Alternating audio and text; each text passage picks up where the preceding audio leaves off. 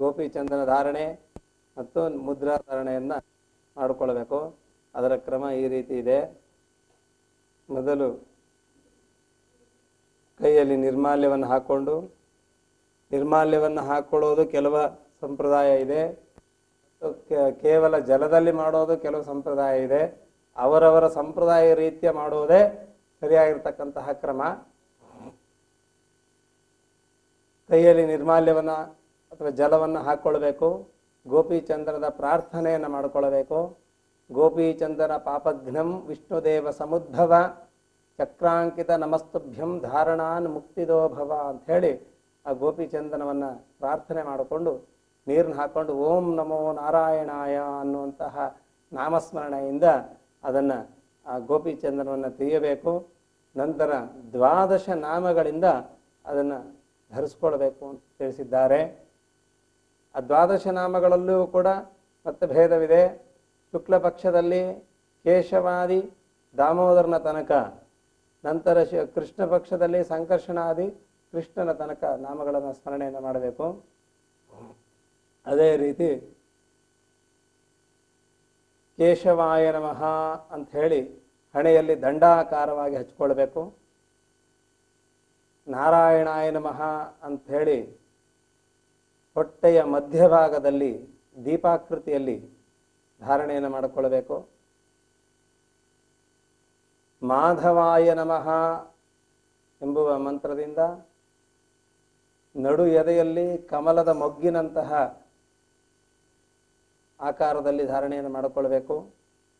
ಗೋವಿಂದಾಯ ನಮಃ ಎಂದು ಕಂಠದ ಮಧ್ಯಭಾಗದಲ್ಲಿ ದೀಪಾಕೃತಿಯಲ್ಲಿ, ವಿಷ್ಣವೇ ನಮಃ ಎಂದು ಹೊಟ್ಟೆಯ ಬಲಭಾಗಕ್ಕೆ ದೀಪಾಕೃತಿಯಲ್ಲಿ,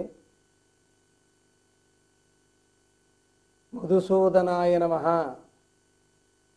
ಎಂದು ಬಲಭುಜದಲ್ಲಿ ವೇಣುಪತ್ರಾಕೃತಿಯಲ್ಲಿ, ವೇಣುಪತ್ರ ಅಂತಂದರೆ ಬಿದುರಿನ ಎಲೆ, ಆ ಆಕೃತಿಯಲ್ಲಿ ಧಾರಣೆಯನ್ನು ಮಾಡಿಕೊಳ್ಬೇಕು. ತ್ರಿವಿಕ್ರಮಾಯ ನಮಃ ಎಂದು ಕಂಠದ ಬಲಭಾಗದಲ್ಲಿ, ಕಂಠ ಅಂದರೆ ಕುತ್ತಿಗೆಯ ಬಲಭಾಗದಲ್ಲಿ ದೀಪಾಕೃತಿಯಲ್ಲಿ ಧರಿಸಬೇಕು. ವಾಮನಾಯ ನಮಃ ಎಂದು ಹೊಟ್ಟೆಯ ಎಡಭಾಗದಲ್ಲಿ ದೀಪಾಕೃತಿಯಲ್ಲಿ, ಓಂ ಶ್ರೀಧರಾಯ ನಮಃ ಎಂದು ಎಡಭುಜದ ಮೇಲೆ ದೀಪಾಕೃತಿಯಲ್ಲಿ,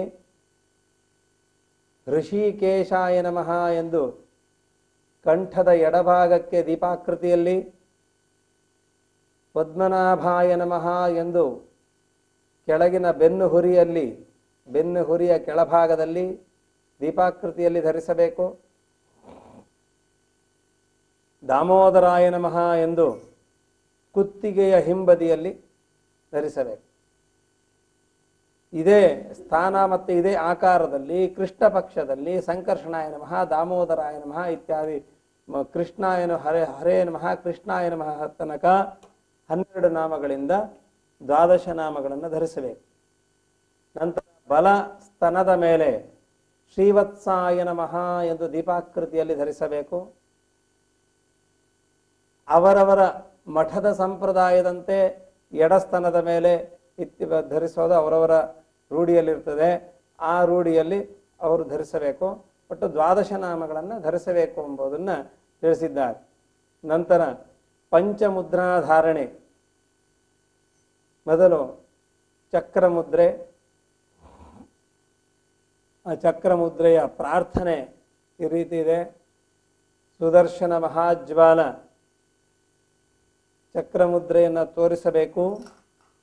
ಸುದರ್ಶನ ಮಹಾಜ್ವಾಲ ಸೂರ್ಯಕೋಟಿ ಸಮಪ್ರಭಾ ಅಜ್ಞಾನಾಂಧಸ್ಯ ಮೇ ನಿತ್ಯಂ ವಿಷ್ಣೋ ಮಾರ್ಗಂ ಪ್ರದರ್ಶಯ ಅಂಥೇಳಿ ಆ ಚಕ್ರಮುದ್ರೆಯ ಪ್ರಾರ್ಥನೆಯನ್ನು ಮಾಡಿಕೊಳ್ಬೇಕು. ಒಂದು ಬಲಗಣ್ಣಿನ ತುದಿಯಲ್ಲಿ 1, ಎದೆಯ ಮೇಲೆ 3,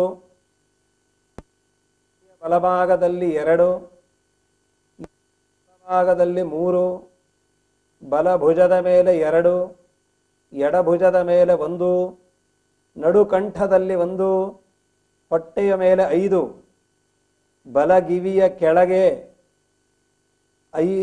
ಬಲಗಿವಿಯ ಕೆಳಗೆ 1, ಕಂಠದ ಹಿಂಭಾಗದಲ್ಲಿ ಒಂದು.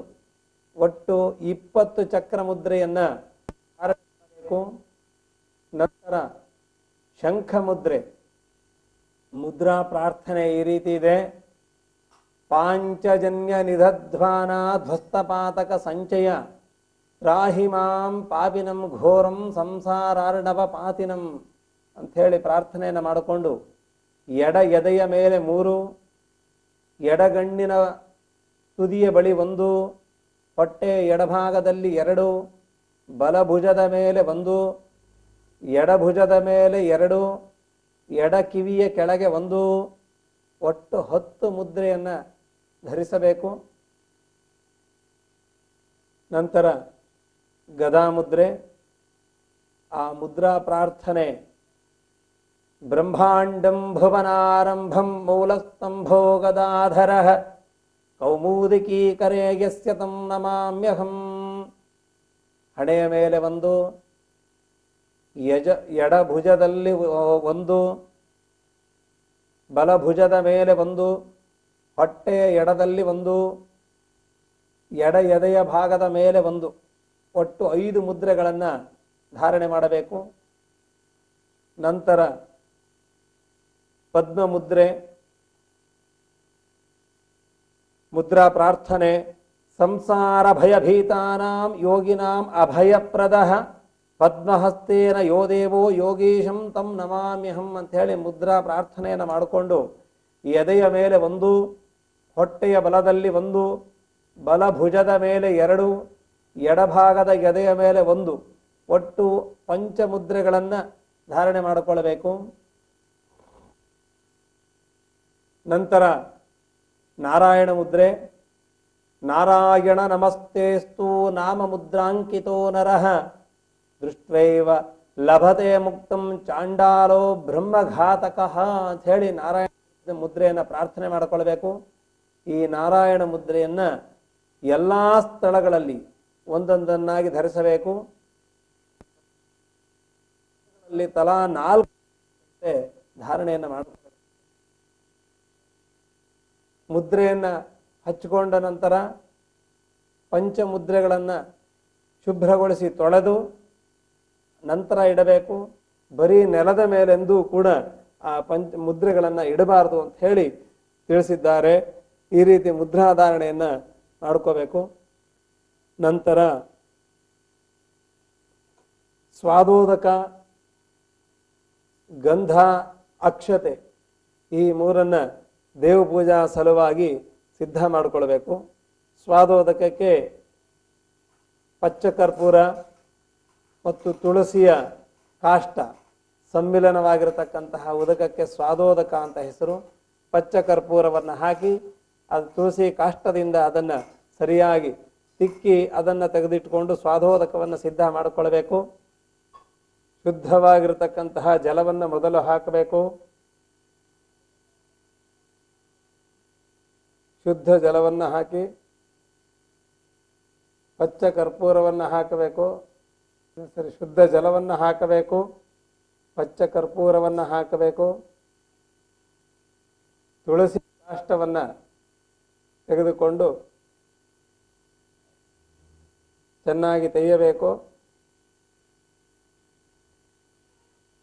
ಹೀಗೆ ತೆಗೆದಿರತಕ್ಕಂತಹ ತುಳಸಿ ಕಾಷ್ಟ ಪಚ್ಚಕರ್ಪೂರ ಮಿಶ್ರಿತವಾಗಿರತಕ್ಕಂತಹ ಉದಕವನ್ನು ದೇವಪೂಜಾ ಸಲುವಾಗಿ ಉಪಯೋಗಿಸಬೇಕು.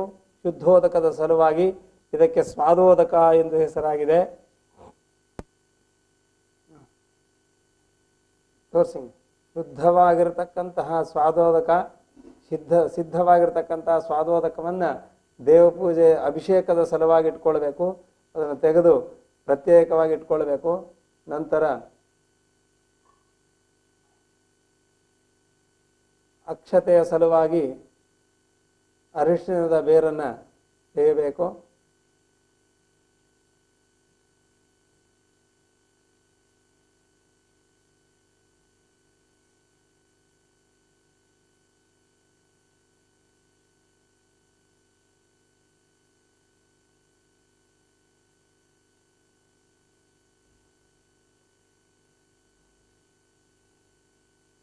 ಅರಿಶಿಣದ ಬೇರನ್ನು ತೆಗೆದು ಅದನ್ನು ಬೇರೆಯ ತಟ್ಟೆಗೆ ತೆಗೆದುಕೊಂಡು ಅಕ್ಷತೆಯ ಉಂಡೆ,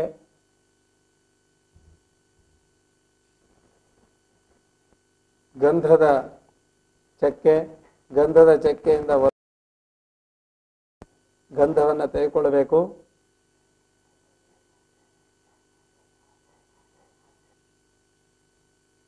ಪರಮಾತ್ಮನ ಪೂಜಾ ಸಲುವಾಗಿ ತೆಗೆದಂತಹ ಗಂಧವನ್ನು ಉಗುರು ತಾಗಿಸಿದರೆ ಆ ಗಂಧ ಮೈಲಿಗೆ ಅಂತೆ. ಆದ್ದರಿಂದ ಉಗುರು ತಾಗಿಸದೆ 2 ಭಾಗವಾಗಿ ತಕ್ಕೊಳ್ಬೇಕು. ಒಂದನ್ನು ಪರಮಾತ್ಮನ ಸಮರ್ಪಣೆ ಸಲುವಾಗಿ, ಮತ್ತೊಂದು ಕಲಶ ಪೂಜೆಯ ಸಲುವಾಗಿ ಅಂತ ಹೇಳಿ 2 ಭಾಗವನ್ನಾಗಿ ವಿಭಾಗವನ್ನು ಮಾಡಿಕೊಳ್ಬೇಕು.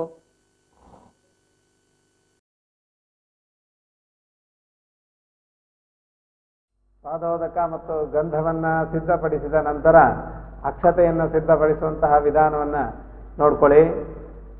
ಮೊದಲು ಈ ಅಕ್ಷತೆಯ ಉಂಡೆಯನ್ನು ನೋಡ್ಕೊಳ್ಳಿ. ಈ ಅಕ್ಷತೆ ಉಂಡೆ ಅಂತಂದರೆ ಬಾಳೆಹಣ್ಣಿನ ಸಿಪ್ಪೆಯನ್ನು ಚೆನ್ನಾಗಿ ಒಣಗಿಸಿ ಅದನ್ನು ಸುಟ್ಟು ಪುಡಿ ಮಾಡಿ ರಸಬಾಳೆ ಹಣ್ಣಿನ ಜೊತೆಗೆ ಮಿಶ್ರಣ ಮಾಡಿ ಉಂಡೆ ಮಾಡಿಟ್ಟುಕೊಂಡಿರ್ತಕ್ಕಂತಹ ಉಂಡೆ ಇದು. ಆ ಉಂಡೆ ಮತ್ತು ಅರಿಶಿಣದ ಬೇರು, ಅರಿಶಿಣದ ಬೇರನ್ನು ತೆಗೆದುಕೊಂಡು ನಂತರ ಈ ಅಕ್ಷತೆ ಉಂಡೆಯನ್ನು ಅದರಲ್ಲಿ ಇಟ್ಟಾಗ ಅಕ್ಷತೆ ಸಿದ್ಧವಾಗಿದೆ ಅಂತ ತಿಳ್ಕೊಳ್ಳಿ. ಇದನ್ನು ನಂತರ ಪರಮಾತ್ಮರಿಗೆ ಸಮರ್ಪಣೆ ಮಾಡಲು ಯೋಗ್ಯ ಅಂತ ತಿಳ್ಕೊಳ್ಬೇಕು.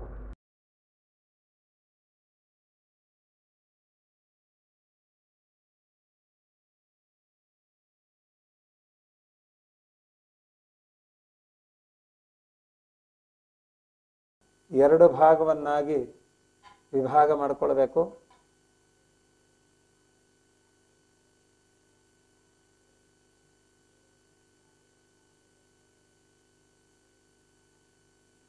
ಒಂದು ಭಾಗವನ್ನು ಕಲಶ ಪೂಜೆಯ ಸಲುವಾಗಿ, ಮತ್ತೊಂದು ಭಾಗವು ಪರಮಾತ್ಮನ ಪೂಜಾ ಸಲುವಾಗಿ ಅಂತ ಹೇಳಿ 2 ಭಾಗವೇ ಬೇಕು ಅಂತ ಹೇಳಿ ಅಭಿಪ್ರಾಯವಾಗಿದೆ. ಈಗ ದೇವರ ಪೂಜಾ ಸಲುವಾಗಿ ಗಂಧಾಕ್ಷತೆ ಸಿದ್ಧವಾಗಿದೆ. ಹೀಗೆ ಸಿದ್ಧವಾದಂತಹ ಗಂಧಾಕ್ಷತೆಯನ್ನು ಪರಮಾತ್ಮನ ಪೂಜೆಗೆ ಉಪಯೋಗಿಸಬೇಕು. ನಂತರ ಪ್ರಾತಃ ಸಂಧ್ಯಾ ವಂದನೆಯನ್ನು ಮಾಡಬೇಕಾಗಿದೆ. ಪ್ರಾತಃ ಸಂಧ್ಯಾ ವಂದನೆಯನ್ನು ಕೆಲವರ ಅಭಿಪ್ರಾಯದ ಪ್ರಕಾರ ಸಂಧ್ಯಾ ಪೂಜೆಯ ನಿರ್ಮಾಲ್ಯದ ಪೂರ್ವದಲ್ಲಿಯೇ ಕೆಲವರು ಮಾಡ್ತಾರೆ, ನಂತರ ನಿರ್ಮಾಲ್ಯದ ನಂತರವೂ ಮಾಡುವುದು ಕೆಲವು ಪದ್ಧತಿ ಇದೆ. ಅವರವರ ಪದ್ಧತಿಗೆ ಅನುಗುಣವಾಗಿ ಆಚರಣೆ ಮಾಡಿದರೆ ಸಾಕು. ಈಗಂತೂ ನಿರ್ಮಾಲ್ಯದ ನಂತರ ಪ್ರಾತಃ ಸಂಧ್ಯಾ ವಂದನೆಯನ್ನು, ಗೋಪಿಚಂದ್ರನ ಧಾರಣೆಯನ್ನು ನಿರ್ಮಾಲ್ಯದಿಂದಲೇ ಮಾಡಿಕೊಳ್ಬೇಕು ಅನ್ನುವಂತಹ ಅಭಿಪ್ರಾಯ ಇರೋದ್ರಿಂದ ಗೋಪಿಚಂದ್ರನ ಧಾರಣೆ ಆದ ನಂತರವೇ ಸಂಧ್ಯಾವಂದನೆ ಮಾಡು ಅನ್ನೋದು ಸತ್ಸಂಪ್ರದಾಯ ರೂಢಿ ಆಗಿರೋದ್ರಿಂದ ಈಗ ಪ್ರಾತಃ ಸಂಧ್ಯಾ ವಂದನೆಯನ್ನು ನೋಡ್ಕೊಳ್ಳಿ. ಸಂಧ್ಯಾ ವಂದನೆಗೆ ಬೇರೆಯ ನೀರನ್ನು 3 ಭಾಗ ನೀರಿಟ್ಕೊಳ್ಬೇಕು. ಒಂದು ಆಚಮನಕ್ಕೆ, ಇನ್ನೊಂದು ಉಪಯೋಗಕ್ಕೆ, ಇನ್ನೊಂದು ಅರ್ಘ್ಯ ಪ್ರದಾನಕ್ಕೆ ಒಂದು ಭಾಗವನ್ನು ಅಂತ, ಒಂದು ನೀರನ್ನು, ಒಂದು ಲೋಟವನ್ನು ಅಂತ ಹೇಳಿ 3 ಭಾಗವನ್ನು ಇಟ್ಕೊಳ್ಬೇಕಾಗಿದೆ. ಮೊದಲು ಪ್ರಾತಃ ಸಂಧ್ಯಾ ವಂದನೆ.